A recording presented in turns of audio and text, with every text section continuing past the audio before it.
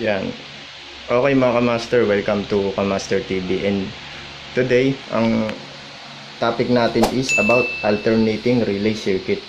O ito yung makikita natin sa mga control ng 2-pump alternator. O yung kapag namatay yung isang pump, yung isa naman yung mabubuhay. Ngayon, ituturo ko sa inyo kung ano yung principles nun, paano ba nangyayari yun sa nakikita nyo diagram. Ayan. Okay, winiring ko siya. Ayan, yung nakikita nyo. Mukha siyang, marami. Dahil magulo lang yung ating wiring. Okay. Sa circuit na ito, gumamit tayo ng tatlong relay o 12 volts relay. Yung ginamit natin kasi wala tayong available na 220 na 14 pins na relay. Ito kasi ang kailangan natin is 14 pin para magawa natin yung ating circuit. Yan nakikita nyo ngayon sa diagram. Ipapakita ko muna sa inyo na nagana itong ating ginawang circuit, then ipapaliwanag natin sa ating diagram kung paano nagana ito. Okay, ulit meron tayong tatlong circuit, tatlong relay na may 14 pins. Ang relay 1, relay 2, relay 3 or R1, R2, R3.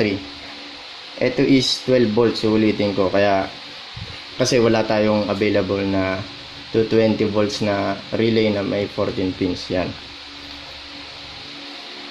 Okay, 12 volts siya. Kaya sinupplyan natin siya ng 12 volts yan. Gumamit lang ako ng adapter. Okay na yan. Kung nakikita nyo, mapapansin nyo may capacitor. Mamaya ipapaliwanag ko sa inyo kung para sa inyo may capacitor na yan. Okay, gumamit ako ng dalawang indicator light para makita natin yung status ng ating mga relay. Ginamit ko pula. Dapat kasi ang status ng run or active status, kalimitan, green yan. Ito kasing green natin, malabo yung ilaw, halos di na mahalata. Okay, pula na lang. For representation lang naman natin. Okay, sige, subukan na natin. Paganahin ang ating circuit. Open natin yung circuit breaker. May dalawang supply tayo ngayon. Isa is yung 110 natin para sa ating indicator lights, or 220 itong supply ng ating ilaw.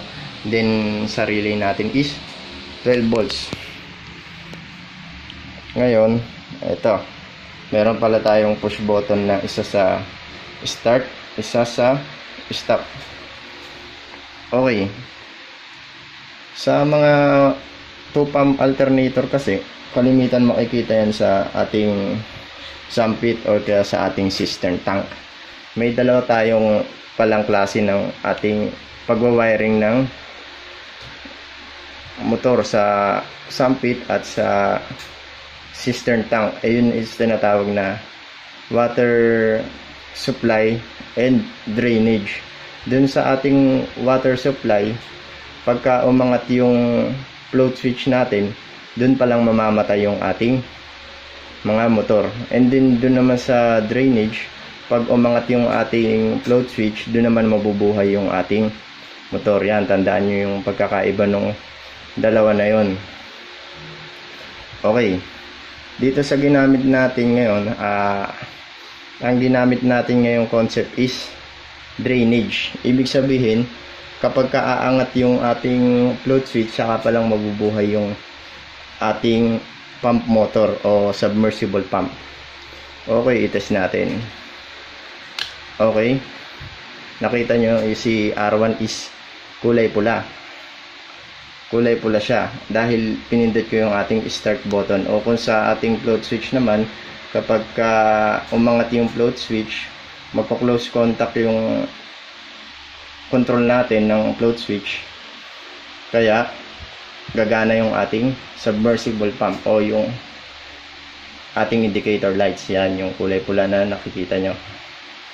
Okay, pagka ito naman is bumaba ulit, yan, nabawasan na yung tubig, wala ng tubig, mamamatay yung ating motor. Then magkakarga naman yung ating mga sampit ng tubig, ito ay aangat ulit, o yung ating float switch aangat ulit. Ngayon magiging close na naman yung ating float switch, kaya ang gagana naman is yung ating pump 2 or submersible pump 2. Yan. Then pagka nawala na ulit yung tubig, ayan, mawawala na ulit yung supply ng ating float switch at ating motor. Yan, paulit-ulit lang, pabalik-balik lang yung mangyayari. Okay, ayan. Pump 1, run. Pump 2, ayan. Ayan. So, ito naman yung purpose ng para sa ating capacitor. Sa circuit kasi, kung mapapansin nyo, ito. Dito muna tayo sa ating capacitor. Para lang siya for delay off natin. Kasi kailangan natin ng konting delay. Mamaya ipapaliwanag ko sa iyo para ma-delay off ito. Pag nawalan ng supply itong ating relay 3, hindi agad-agad siya mamamatay. O may mga 1 segundo pa siya bago mamatay. May purpose kasi yan. Mamaya ipaliwanag natin. Okay, papakita ko sa inyo kung paano siya nadidelay. O kung pipindutin ko tong ating push button, hindi agad-agad siya mamamatay. Okay, pindutin ko ulit pangalawa yung ating, ito kasi on. Okay, on yan, on. Pero pag pinindot ko ulit to, pag yung pump to na yung gagana o yung relay to, ito yung relay to sa gitna, yan. Pakinggan nyo, pipindutin ko to, yun, may delay siya ng at least 1 seconds dahil ito sa ating capacitor. Pag kasi wala tayong capacitor, hindi sila nag-aabot. Nag-click lang itong R3 natin ng saglit, tapos hindi naman pumapalo si R1. Yan. Dito natin siya ipapaliwanag sa ating diagram. Tayo dito sa ating diagram, mga kamaster. Yan, ang nakikita nyo is, okay, from stop button, gumamit tayo ng start. Pero kung, wait lang. Pero kung sa, okay. Pero kung sa float switch na tayo gagamit, ganito siya. Yan. Float switch, yan. Yan yung float switch.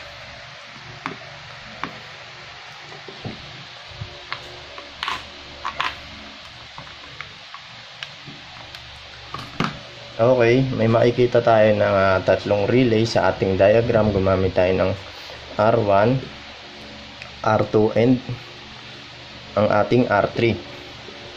Yan, sa R1, gumamit tayo ng tatlong auxiliary yung nagamit natin. Isang normally open, then ito R1, isang normally open or dalawang normally open, 1, tsaka dito sa baba, yan, 2, at ang pangatlo R1 natin is ito, para naman sa ating interlocking. Sa R3 naman, gumamit din tayo ng tatlo. Etong normally close, isang normally close at dalawang normally open. Ito, ay makikita nyo sa diagram. Then sa R2 naman, gumamit lang tayo ng dalawa. Itong ating R2, 1, and asan yung isa? 2, yun sa ating interlocking. Okay, papaliwanag natin siya paano nagana. Okay, sa simula, pag wala pa tayong pinipindot, ganyan yung state ng ating diagram o ng ating circuit. Okay, ngayon, pagka ito is nasupplyan o nag-trigger yung ating push button or yung float switch, itong si R1 is masusupplyan. Dahil kung titignan nyo mga master, yan, normally close si R3, then normally close si R2 papunta kay R1, buo yung ating circuit. Then once na pumalo yan si R1, magiging normally close ito. Yan, magiging normally close si R1. So hanapin pa natin yung ibang auxiliary ni R1. Ito naman is magiging normally open. Ito yung interlocking natin. Yan, magiging normally open yan, yung interlocking natin. Okay. Ito naman si R1 dito sa baba is magiging normally closed to. Ganun kasi yun mga kamaster. Pag nagpalit ng state yung relay natin, yung normally closed, magiging normally open o vice versa. Yun. Nasupplyan to na bago yung state dito sa una. Kanina normally open to, naging normally close. Ito naging normally open naman. Ito naman is naging normally close. So etong si R1 dito sa baba, pag naging normally close siya, yung contact niya, yung supply natin masusupplyan tong R2 normally close. Ayan, papunta kay R3. Ngayon pag nasupply naman itong si R3 natin, so mababago din yung state ng kanyang auxiliary contact. Si R3 na supplyan, ito kanina normally open, magiging normally close ngayon to. Ito naman din is magiging normally close. Yan mga kamaster, nakita nyo yung transitions ng ating mga relay nung nasupplyan na siya. Ayan. Ito na ngayon is normally close. So active tong relay na to. Active din tong relay na to, R1. Okay, pagka tinanggal ulit natin yung supply, yan. Sundan nyo lang mga master, tinanggal ko yung supply natin. Si R1 is bibitaw dahil wala naman siyang holding. Ito hindi naman siyang holding kasi wala na siyang supply. So magiging normally open to, magpapalit ulit. Magiging normally open tong si R1. Then si R3 is okay, wait lang. Si R3 natin is magiging normally close pa rin siya dahil nag-holding si R3 dito sa pangalawa, sa baba, kasi may supply pa dito bago mag-push button, kaya ang tendency niya mag-holding siya. Okay, wala nang tinta. Ang tendency niya is mag-holding. Okay, sundan niyo yung circuit. Ito ngayon si R3 na lang is, si R3 na lang yung active. So active si R3, wala supply yung linya natin dito. Normally close tong isang contact niya. Ito naman palang R1 dito, magiging normally close to ulit kasi wala na yung R1 dito. Kanina sa taas, bumitaw na. Ngayon, ito, nag-aabang lang to ng supply. Si R2. Yun na yung pangalawang palo mangyayari kasi naka-hold na yung R3 natin. Itong sa baba, kanina pala, yung namatay si R1, dapat magpalit din to ng normally open siya. Then, yan na yung state niya. Yung unang bitaw ng ating push button. So, kapag inulit naman natin to, na i-close ulit, o pangalawang push button natin, etong si R2 nakaabang lang yan sa supply. Buo na yung circuit kasi si R3 nga is nag-holding. So pagka kinulos natin, masupplyan to si R2 dahil buo yung circuit sa kanya, nag-close si R3. Ang mangyayari naman is mag-open naman to si R3 dahil naka-interlock siya kay R2. Pag nabuhay to si R2, mamamatay to si R3. Yun yung gamit ng ating capacitor kanina. Ito yung ating capacitor. Ayan, nilagyan ko dito ng ating capacitor kasi nga nung una hindi siya nag-abot negative and positive. Take note sa ating capacitor pagka gagamit tayo. Dapat yung supply natin hindi magkabaliktad kasi baka maputukan kayo ng capacitor. Puputok kasi yung pagbaliktad or lolobo, masisira. Kaya take note lang lagi sa ating polarity pagka gumagamit tayo ng DC or direct current. Yun yung purpose ng capacitor, para may at least 1 seconds na delay ito. Yan, 1 seconds. Konting-konting delay lang naman yung kailangan nito. Kasi nga, pagka yung si R2 is na-supplyan, ang tendency nito mag-open. So, yung nagsusupply kay R2 is mawawala rin. Dahil lang nagsusupply kay R2 is si R3. Yan. Nag-open siya si R2 kahit hindi pa siya nag-holding dito kay R2. May ano kasi yan. May milliseconds kasing mga delay yan. Hindi agad-agad. Kaya ito si R2, bago pa siya mag-holding sa sarili niya, nawawalan na siya ng kanyang supply.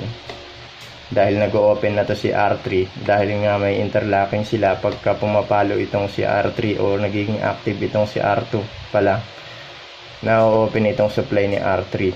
Then si R3 naman yung nagsusupply kay R2.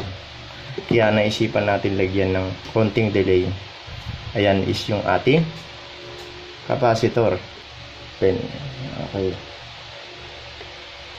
Tapos yun, kapag na-supply na to si R2 at nag-holding na siya, bibitaw na to si R3. At si R3 bibitaw na at yung kanyang mga auxiliary contact. Then kapag inalis naman natin ulit, babalik lang siya sa state niya nung una. Okay, ayaw na kasi sumulat nung pen natin. Yung state niya nung una, ito is normally open, ito is normally closed. Then ito is normally open, normally open, normally open, and normally open. Yan. Normally open sila lahat. Balik sila sa state ng una. Kaya kapag kinulos ulit natin, paulit-ulit lang yung nangyayari sa kanya. Cycle lang. Okay, ganyan yung nangyayari sa ating alternating or 2-pump alternator. Okay mga kamaster, yun lang. Sana may natutunan kayo sa ating topic ngayon na alternating relay. Yun lang po. Thanks for watching.